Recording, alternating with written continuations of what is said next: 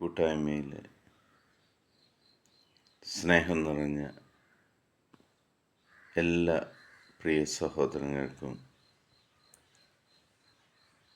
പുതിയൊരു പ്രഭാതത്തിൻ്റെ ദൈവകൃപയുടെ എല്ലാവിധ ആശംസകളും നേരുന്നു. ദൈവത്തോടുള്ള സ്നേഹത്തെ പ്രതി ദൈവവചനത്തോടുള്ള വിശ്വാസത്തിൽ അടിയുറച്ചുകൊണ്ട് പ്രഭാതത്തിൽ തന്നെ ദൈവവചനം കണ്ടുകൊണ്ടും വായിച്ചുകൊണ്ടും ശ്രവിച്ചുകൊണ്ടും പുതിയൊരു ദിവസം തുടങ്ങുവാൻ സർവശക്തനായ ദൈവം നമ്മളെ സഹായിച്ചതിന് ആ ദൈവത്തിന് നമ്മൾ നന്ദി പറയാം. ഇന്ന് നമ്മൾ ശ്രവിക്കുന്ന തിരുവചന ഭാഗം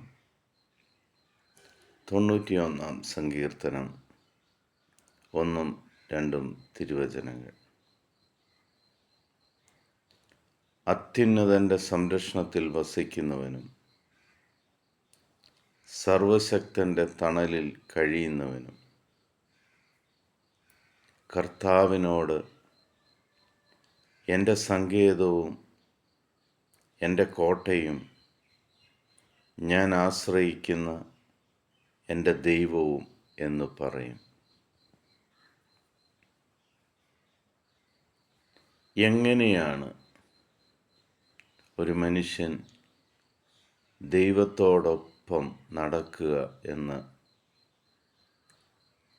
ഈ വചനഭാഗത്തിലൂടെ നമുക്ക് മനസ്സിലാക്കാൻ സാധിക്കും.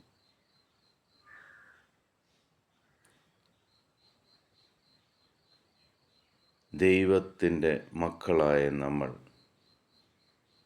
എപ്പോഴും നമ്മുടെ മനസ്സിൽ ദൈവിക ചിന്തയിൽ ആയിരിക്കേണ്ട അവസ്ഥ,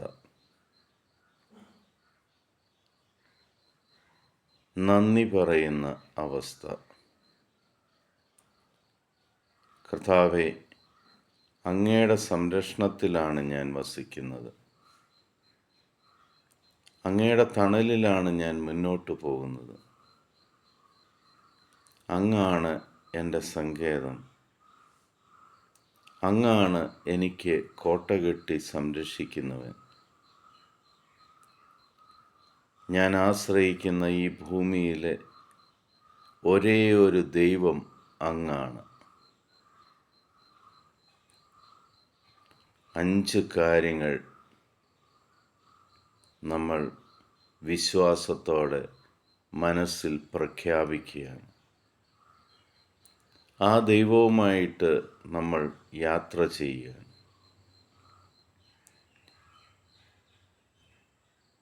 ദൈവം തിരഞ്ഞെടുത്തിരിക്കുന്ന നമ്മൾ ഓരോരുത്തരും എപ്പോഴും വിശ്വാസത്തോടെ മനസ്സിൽ പ്രഖ്യാപിക്കേണ്ട 5 വാക്യങ്ങളാണിത്. അങ്ങയുടെ സംരക്ഷണത്തിലാണ് ഞാൻ വസിക്കുന്നത്, സർവശക്തനായ ദൈവത്തിൻ്റെ തണലിലാണ് ഞാൻ കഴിയുന്നത്, പിതാവായ ദൈവമാണ് എൻ്റെ സങ്കേതവും,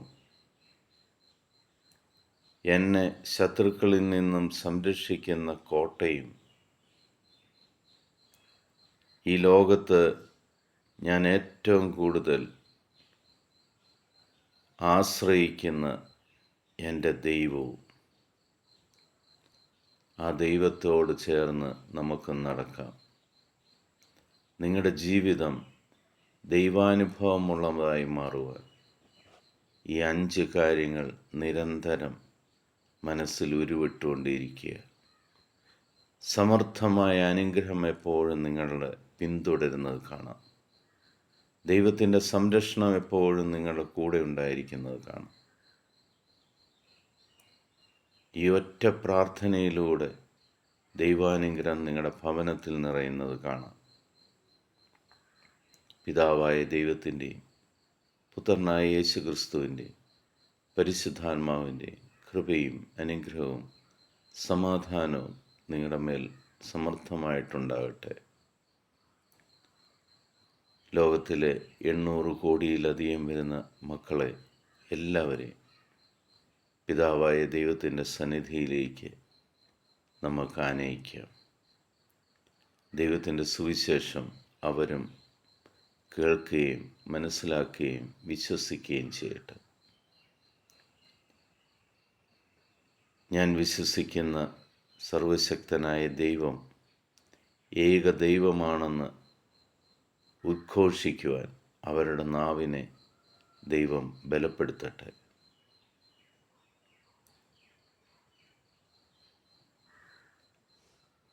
സർവശക്തനായ ദൈവത്തിൻ്റെ സമാധാനം ഞാൻ നിങ്ങൾക്ക് നൽകുന്നു.